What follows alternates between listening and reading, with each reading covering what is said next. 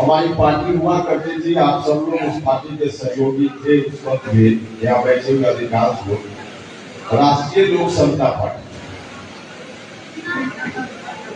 राष्ट्रीय लोक समता पार्टी से राष्ट्रीय लोक जनता दल कोई अलग पार्टी नहीं है।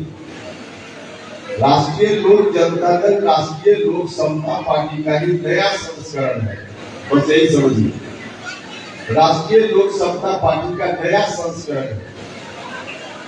साथ ही साथ नीतीश कुमार जी की पार्टी जनता दल यूनाइटेड का नया विकल्प भी राष्ट्रीय लोक जनता दल, जनता दल यूनाइटेड का विकल्प सब्स्टिट्यूट और राष्ट्रीय लोक समता पार्टी का नया संस्करण है।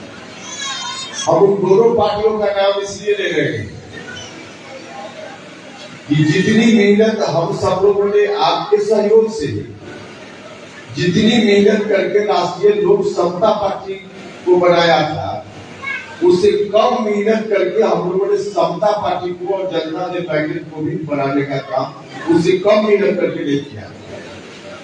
जितना खून पसीना राष्ट्रीय लोक समता पार्टी को बनाने में हमने लगाया था, उससे कम खून पसीना समता पार्टी को बनाने में भी नहीं लगाया। 1994 में जब लालू जी का आतंक चल रहा था, डर से कोई व्यक्ति सड़क पे विरोध में बोलने से पहले लालू जी भी भाषण करते थे कि विरोध में बोलना है तो पहले अगल बगल देख लेना, कोई लाठी लेके कोई खड़ा हो नहीं। उस दौर में समता पार्टी का निर्माण हुआ और कोई साल 2 साल नहीं, 10-12 साल तक लगातार मेहनत हुई और तब जाकर बिहार के लोगों का आशीर्वाद मिला, सहयोग मिला और नीतीश कुमार बिहार के मुख्यमंत्री बने। वह जो संघर्ष का दौर था 10-12 साल का, उस संघर्ष के दौर में अगर समता पार्टी के निर्माण से लेकर 1994 से लेकर 2005 तक जो संघर्ष हुआ, उस संघर्ष में कौन कौन लोग थे जिन लोगों ने सबसे ज्यादा मेहनत की, उसमें 10 लोगों का नाम अगर राज्य के स्तर पर लिखा जाए तो उपेंद्र कुशवाहा का नाम 10 की सूची में जरूर सामने होगा।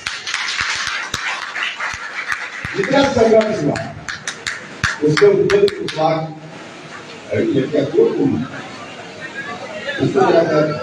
काम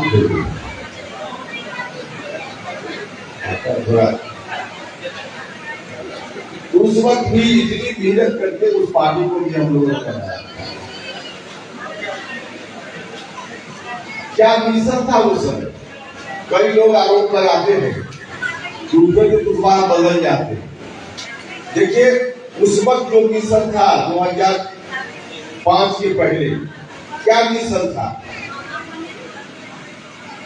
समता पार्टी के निर्माण के समय 14 एमपी जॉर्ज फर्नांडिस साहब के नेतृत्व में उस समय की पार्टी जनता दल से अलग हुए थे और अलग होने के बाद पहला जो प्रेस कॉन्फ्रेंस नीतीश जी ने किया था, उस प्रेस कॉन्फ्रेंस में नीतीश जी ने कहा था कि लालू जी के आतंक पाखंड राज्य से हम बिहार को मुक्ति दिलाने के लिए निकले।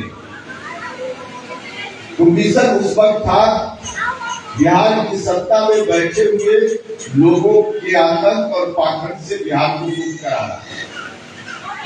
2005 में बिहार के लोगों ने नीतीश जी पर विश्वास किया और नीतीश जी सत्ता में आ गए।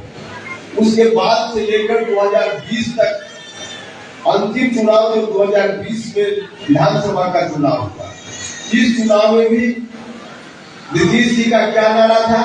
इस चुनाव में भी नारा उनका था 15 साल बनाम 15 साल। मतलब लालू जी का राज फिर से न आ जाए इसलिए हमको वोट दीजिए।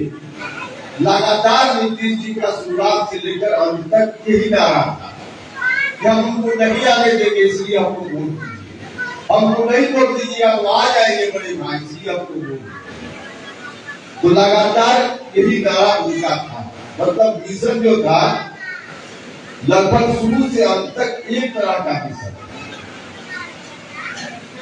और हम सब लोग 2020 के विधानसभा चुनाव में राष्ट्रीय लोक समता पार्टी ये चुनाव लड़ी थी, लेकिन एक तीसरा गठबंधन हम सब लोगों ने बनाया जो एनडीए से भी अलग था और महागठबंधन से भी अलग था। तीसरा गठबंधन हम सब लोगों ने बनाया। हम लोग कभी वही मिशन था जो मिशन जनता दल यूनाइटेड का मिशन हुआ करता था। उस वक्त हम भी अलग से गठबंधन बनाकर चुनाव लड़े। एनडीए के लोग अलग से चुनाव लड़ रहे थे और महागठबंधन के लोग अलग से चुनाव लड़ रहे थे। भाइयों मित्रों, पार्टी के आप सब साथी है, जिम्मेवार साथी है। आप गांव में जाते होइएगा, लोग सवाल भी आपसे करते हैं। मैं यह बात इसलिए बता रहा हूं कि आप लोगों के सवालों का जवाब दीजिए। लोग सवाल करते हुए कि राष्ट्रीय लोक जनता दल लेकर आए हैं, राष्ट्रीय लोक समता पार्टी का विलय क्यों कर दिया? लोग पूछते होंगे। उस वक्त 2020 में हम तो नीतीश जी से भी अलग होकर चले थे, एनडीए से भी अलग गठबंधन और आरजेडी से भी अलग गठबंधन, तीसरा गठबंधन बनाकर चले। बिहार में लगभग सभी जगह उस गठबंधन की ओर से उम्मीदवारी थी।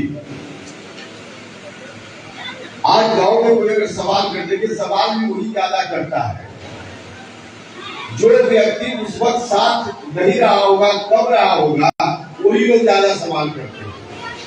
फिर कोई सवाल करे, आप उनको बताइए कि अलग होकर, नीतीश जी से भी अलग होकर, लालू जी से अलग होकर, दोनों से अलग होकर उपेंद्र कुशवाहा ने अलग गठबंधन बनाकर चुनाव में लड़ने का काम किया था। उस वक्त कितना वोट दिया लोग, कितना सहयोग दिया लोग। हम यह नहीं कह रहे कि बिहार भर के लोगों ने सहयोग नहीं दिया, सहयोग दिया। शाहबाद का इलाका, मगध का इलाका कुछ हिस्सा और चंपारण का इलाका, सीतामढ़ी वगैरह, वहां के लोगों ने हमारे उम्मीदवार को भी अच्छा वोट दिया। यहाँ रणविजय बाबू बैठे हुए हैं, औरंगाबाद के दो विधानसभा क्षेत्र में राष्ट्रीय लोक समता पार्टी के उम्मीदवार 40,000 से ज्यादा इनको वोट मिला, लेकिन हार गए। तो कहीं 30,000, कहीं 35,000, 40,000 वोट अनेक जगह पर राष्ट्रीय लोक समता पार्टी के उम्मीदवारों को लोगों ने दिया। तो शेयर दिया लोगों, वोट दिया लोगों ने, लेकिन वोट दिल खोल कर लोगों ने नहीं, कंजूसी से लोगों ने वोट दिया। और उस कंजूसी का परिणाम हुआ कि राष्ट्रीय लोक समता पार्टी का एक भी उम्मीदवार कहीं से बिहार में नहीं जीत पाया। हमारी कोई अपेक्षा उस वक्त नहीं थी कि अब कोई 50 सीट जीत जाएंगे, 100 सीट जीत जाएंगे, यह उम्मीद अपेक्षा हमारी नहीं थी। लेकिन इतनी अपेक्षा तो जरूर थी लोगों से, हमारे लोगों से, कि इतना वोट तो लोग जरूर देंगे, कम से कम इतना वोट लोग जरूर देंगे कि राष्ट्रीय लोक समता पार्टी मजबूती से बिहार की राजनीति में हस्तक्षेप करने की स्थिति में हो जाएगी। इतना वोट जरूर देंगे, ऐसी हम उम्मीद कर रहे हैं। लेकिन नहीं हुआ। नहीं हुआ तो कोई हम जनता को ब्लेम नहीं कर रहे कि क्यों लोगों ने वोट नहीं दिया। उनकी मर्जी, जनता मालिक है, वोट देने का मन हुआ दिया, नहीं मन हुआ नहीं दिया, कोई बात नहीं। लेकिन स्थिति क्या बनी? देखिए, जो वोट नीतीश कुमार जी का आधार वोट है, समता पार्टी के समय से लेकर और अब तक जिस आधार वोट पर जनता दल यूनाइटेड खड़ा रहा है, उसी आधार वोट को हम लोग भी अपने पक्ष में करने का प्रयास कर रहे हैं। राष्ट्रीय लोक समता पार्टी का बेस वोट उस समय जो हम लोग चाह रहे थे और जो जनता दल यूनाइटेड का बेस वोट था, दोनों अलग नहीं था। उसी बेस वोट पे हम भी शेयर करना चाहते। तो शेयर लोगों ने उतना नहीं दिया, लेकिन कुछ शेयर दिया, और कुछ शेयर दिया। इसका परिणाम क्या हुआ? परिणाम हुआ कि नीतीश कुमार जी भी जो 110, 15, 20 जीतते थे, सीधे 43 पर चले आए। और हमारा उम्मीदवार बिहार में कहीं से नहीं जीत पाया। तो हम तो कहीं से नहीं जीत पाए, राष्ट्रीय लोक समता पार्टी नहीं जीत पाए, लेकिन नीतीश जी भी 43 पर चले गए। हम यह नहीं कह रहे कि 43 पर नीतीश जी का आना सिर्फ राष्ट्रीय लोक समता पार्टी के चलते हो गया, लेकिन 43 पर नीतीश जी आए, इसमें राष्ट्रीय लोक समता पार्टी की बड़ी भूमिका हुई। जिन इलाकों के बारे में हम कह रहे हैं कि वहां के लोगों ने अच्छा वोट दिया राष्ट्रीय लोक समता पार्टी को, वहां इलाका जनता दल यूनाइटेड साफ हो गया। आप देख लीजिए, शाहबाद का इलाका कहीं नहीं जीत पाया जनता दल यूनाइटेड, मगध का कुछ इलाका कहीं नहीं जीत पाए। तो जहां जहां हमारे लोगों को वोट मिला वहां जनता दल यूनाइटेड भी नहीं जीत पाया। तो एक तरफ हम लोग की स्थिति बन गई और दूसरी ओर नीतीश कुमार जी वहां चले गए। और जब ऐसी स्थिति हो गई तब नीतीश जी को याद आने लगे। नीतीश जी ने बुलाया पटना में, जानना चाहिए आप, बुलाकर और हमसे कहा कि उपेंद्र जी, जिस तरह से राष्ट्रीय लोक समता पार्टी को आपने बनाने का काम किया है, जनता दल यूनाइटेड भी आप ही की बनाई हुई पार्टी है और यह बात ठीक थी। जनता दल यूनाइटेड भी हम लोगों ने ही मिलकर बनाई। तो उन्होंने कहा कि जनता दल यूनाइटेड भी आप ही की पार्टी है, हमको आगे अब नहीं रहना है, आइए अलग पार्टी क्यों चला रहे हैं, इसी पार्टी को चलाइए, हमको अब आगे कहां रहना है।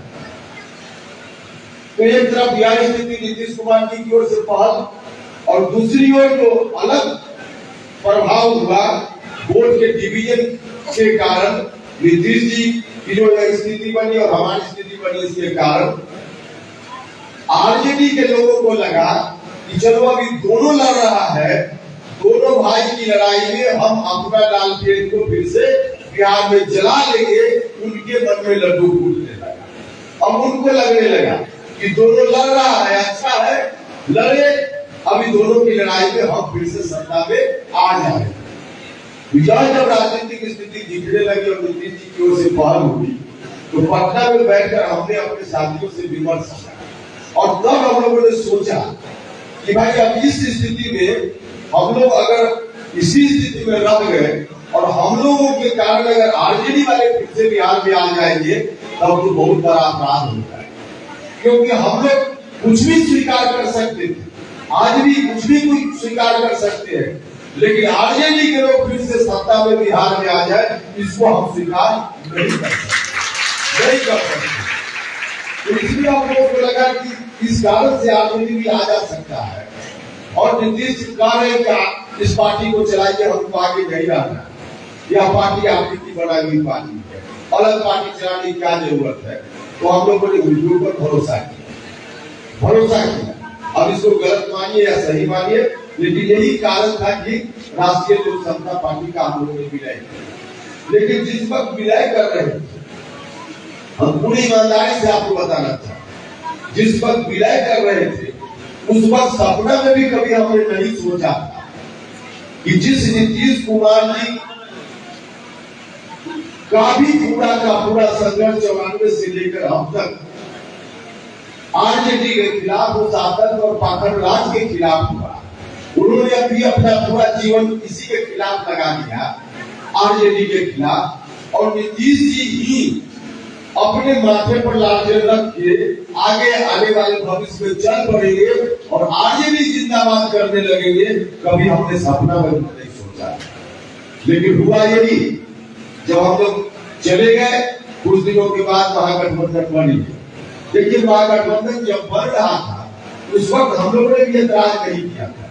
कई लोग कहेंगे, लेकिन अंतर है जो उस वक्त एतराज नहीं किया था, उस वक्त इसलिए एतराज नहीं किया, हमने तो कहा नीतीश जी, जब हमसे कहा गया कि बीजेपी से छोड़कर आरजेडी के साथ गठबंधन बनाने की बात करनी है, हमने कहा कर सकते हैं, कोई बात नहीं है, अगर बीजेपी से नहीं पटरी बैठ रही है तो आप गठबंधन कीजिए, लेकिन गठबंधन कीजिए तो 2015 की तरह गठबंधन कीजिए, जिस गठबंधन में नेतृत्व जनता दल यूनाइटेड का हो, आगे जनता दल यूनाइटेड चले और पीछे आरजेडी चले, ऐसा गठबंधन अगर हो तो कीजिए।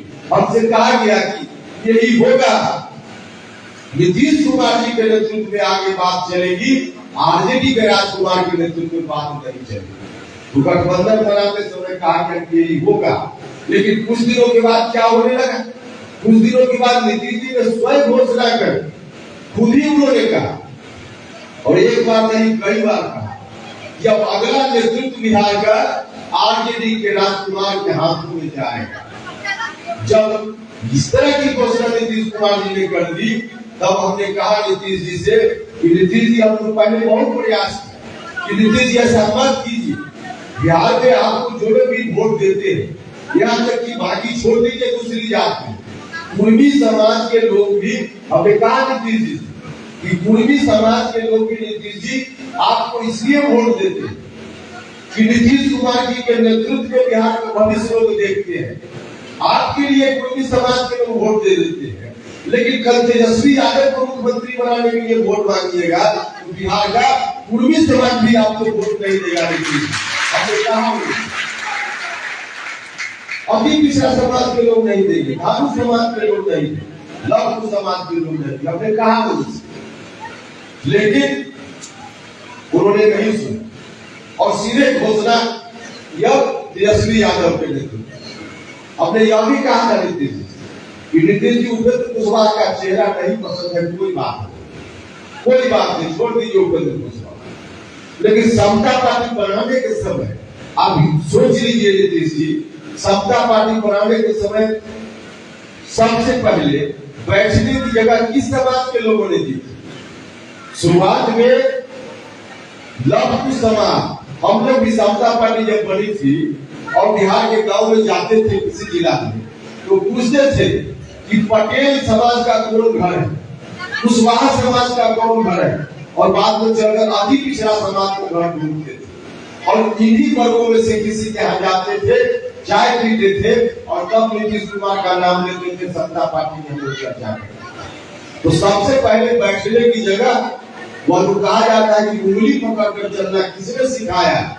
हमने कहा नीतीश जी से कि नीतीश जी आपको राजनीति में 94 के बाद उंगली पकड़कर सिखाया लघु समाज के लोगों ने, धातु समाज के लोगों ने, अति पिछड़ा समाज के लोगों ने, और बाद में चलकर दलित दलित समाज के लोगों ने, अल्पसंख्यक समाज के लोगों ने, सवर्ण जात के लोगों ने भी वोट दिया, सहयोग किया, तब 2005 में मुख्यमंत्री बने। यह बात सही है, सब लोगों ने साथ दिया, लेकिन बैठने की जगह किसने की शुरुआत में हमने कहा नीतीश जी से, नीतीश जी उपेंद्र कुशवाहा को छोड़ दीजिए, जिस समाज के लोगों ने सबसे पहले बैठने की जगह दी आपको, लघु समाज, धातु समाज, अति पिछड़ा समाज के लोगों ने, इन वर्गों में से किसी को भी आप अपना उत्तराधिकारी घोषित कर दीजिए, उपेंद्र कुशवाहा जीवन भर आपके पीछे झंडा लेकर किसी को भी बना दे तो हमको कोई दिक्कत नहीं, लेकिन नीतीश जी को यह मंजूर नहीं। देखिए सच बात है कि इन वर्गों में से कोई दूसरा नेतृत्व करता नीतीश जी के बाद हो ही नहीं, यही उनकी मंशा, यही उनकी मंशा। ठीक उसी तरह से उनकी स्थिति है जैसे कोई बच्चा सुबह में घर से बाहर खेलने के लिए जाता है, घरौंदा बनाता है, दिन भर खेलता है और शाम में घर जाने से पहले लात मार के तोड़ देता है कि कोई दूसरा उसमें खेले ही नहीं। नीतीश जी यही चाहते हैं। राजनीति उन्होंने की जिस समाज के लोगों से सबसे पहले ताकत लेकर वहां से कोई नेतृत्व करता नहीं पैदा हो, यही नीतीश जी भी चाहते हैं और ठीक है ही उनके बड़े भाई लालू यादव भी चाहते हैं, दोनों यही चाहते हैं। इसलिए दोनों में किसी न किसी मोड़ पर पटरी बैठ जाती है। दोनों की राजनीतिक पारी की समाप्ति, लालू यादव की राजनीतिक पारी तो पहले ही समाप्त हो चुकी है और नीतीश कुमार जी की राजनीतिक पारी भी अब समाप्त होने वाली है। तो इनको अपने घर में कोई उनका उत्तराधिकारी नहीं दिखा, अब लालू यादव जी के घर में अपना उत्तराधिकारी। आज नीतीश जी चाहते हैं बिहार के लोगों को फिर से एक बार बरगला करके हम उन्हीं फिर से बिहार को पहुंचा दे, उन्हीं हाथों में पहुंचा दे जिन हाथों ने किस रूप में बिहार को तंग किया था, तबाह किया था। 2005 के पहले क्या स्थिति, अभी आरजेडी के लोग पूरे तौर पर शासन में नहीं, आधा लोग शासन में है, तब क्या दुर्गति हो रही है बिहार की? लॉ एंड ऑर्डर नाम की कोई चीज है क्या बिहार में?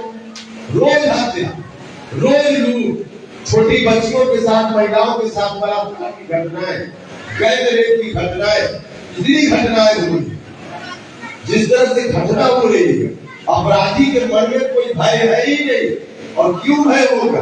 उनको तो लगता है कि अब सैया भय कोतवाल को डर काहेगा।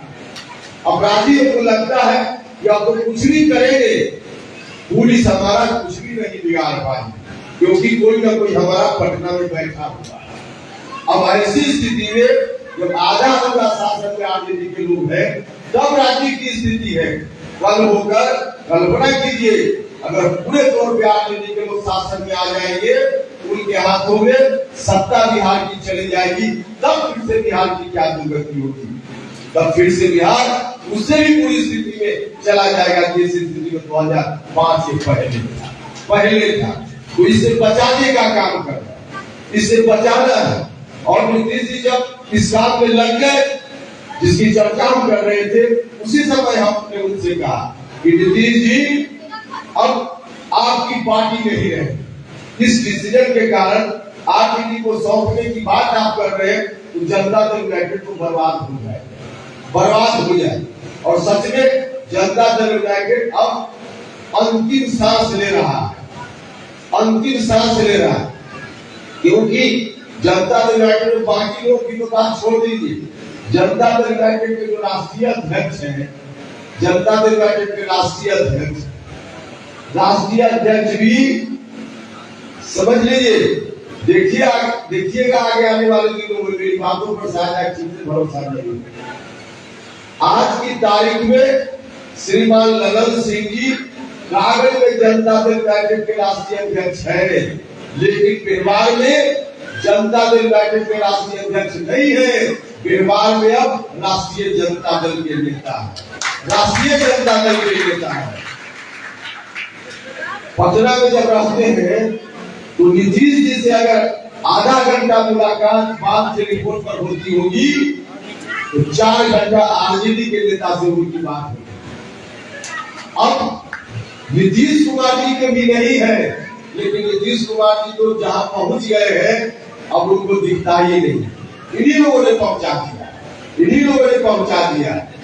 अब जेडीयू तो समाप्त लगभग हो चुकी है। धीरे धीरे आज जो स्थिति बन गई है, बड़ा से बड़ा नेता, एमएलए, एमपी, सब लोग कहीं न कहीं किसी न किसी पार्टी में अपना ठिकाना कनेक्शन लगा कर रखे हैं। सब लोग अपना कनेक्शन ठीक करके रखे हैं। उनको मालूम है यह नाव जेडीयू रूपी नाव अब डूबने ही वाला है, तो डूबने के समय हम किस पार्टी में छलांग मारेंगे, सब लोग तय करके रखे हैं। तो यह पार्टी जनता दल यूनाइटेड खाली डब्बा की तरह अब है, माल अंदर से लगभग खाली हो चुका है, इसलिए नहीं बचा। तो ऐसी परिस्थिति में जनता दल यूनाइटेड जो लोगों के, गरीब लोगों के अरमानों की पार्टी थी, इस पार्टी का महत्व था। इसलिए महत्व था कि आरजेडी का जब डंडा चलता था, और आरजेडी के लोग तो आज तक मजबूर लोग हैं, मानने वाले नहीं। इनमें कोई सोच ले कि आरजेडी में बदलाव हो जाएगा, तो बदलाव होने वाला नहीं। आज तक उसी तरह के लोग हैं। इनका डंडा जब उस समय गांव में चलता था, तो कौन बचाने का काम करता था? उस वक्त जनता दल यूनाइटेड छतरी के रूप में गांव के गरीब गुरबा लोगों को, अति पिछड़ा दलित समाज के लोगों को बचाने का काम करता है। आज जनता दल यूनाइटेड बर्बाद पार्टी है, तो आरजेडी के आतंक से कौन बचाएगा? आरजेडी के आतंक से चिंता मत कीजिए, जनता दल यूनाइटेड समाप्त है, तो बचाने का काम अब राष्ट्रीय लोक जनता दल करेगा, राष्ट्रीय लोक जनता दल करेगा। इसलिए हमने कहा कि राष्ट्रीय लोक जनता दल और जनता दल यूनाइटेड का भी विकल्प के रूप में आ गया है। राष्ट्रीय लोक समता पार्टी का भी नया संस्करण है, और जनता दल यूनाइटेड का भी विकल्प है। तो इस पार्टी का महत्व पहले जो हम लोग पार्टी चलाते थे उससे ज्यादा महत्व है, और पहले जो लोगों का आकर्षण होता था, लोगों की जरूरत थी, उससे आज ज्यादा अधिक जरूरत एक पार्टी की है, और वह पार्टी राष्ट्रीय लोक जनता दल है। तो आप सब लोगों से हम आग्रह करते हैं, जो भी आप जितने लोग यहाँ उपस्थित है, सब लोग पार्टी के साथ हैं। सब लोगों से मेरा आग्रह, कार्यक्रम बनाइए, विनोद जी पार्टी के तमाम साथियों को बैठा के, और जाइए गांव-गांव, लोगों के बीच आइए, लोगों के बीच जाकर सारी चीजों को बताइए। निश्चित रूप से लोगों के, हर लोगों के मन में कहीं न कहीं इंतजार है। कोई अगर सवाल भी करता है, गांव में जाइएगा, उपेंद्र कुशवाहा के खिलाफ कोई सवाल नहीं करता है, तो समझिएगा कि कहीं न कहीं साथी के मन मस्तिष्क में उपेंद्र कुशवाहा है, तभी वह सवाल नहीं करता है, तभी सवाल करता है। जाइएगा तो सवाल करेंगे, उनके सवालों का ठीक से जवाब दीजिए, लोग आपके साथ जुड़ने के लिए तैयार बैठे। जाइए, गांव में जाइए, पार्टी को आगे बढ़ाइए, हर गांव तक, हर टोला तक, हर मोहल्ला तक, हर मतदान केंद्र तक पार्टी को पहुंचाने का काम करना है। तो आप सब लोगों से बार यही आग्रह है कि अब इधर उधर की बात नहीं करनी है, अब राष्ट्रीय लोक जनता दल की बात है, राष्ट्रीय लोक जनता दल की बात करनी है। जो हुआ सो हुआ, उसको भूल जाइए। अब आगे आने वाले दिनों में तमाम तर्क के बावजूद, साफ ठोस कारण के बावजूद, सब ठोस कारण हम बता रहे हैं, उसके बावजूद किसी एक साथी के मन में भी शंका हो, उनके लिए मैं कहना चाहता हूं कि भले किसी एक व्यक्ति को भी लग रहा हो कि उपेंद्र कुशवाहा ने उस समय गलती कर दी, तो समझ लीजिए गलती हम उसको मान भी लेते हैं, तो आगे आने वाले दिनों में इस जीवन में उपेंद्र कुशवाहा ऐसी गलती नहीं करेगा। इसलिए हमारे मजबूती के साथ हम लोग लगिए। अभी तो लोकसभा का चुनाव होगा, पहले लोकसभा का चुनाव होगा, फिर 2025 में विधानसभा का चुनाव होगा।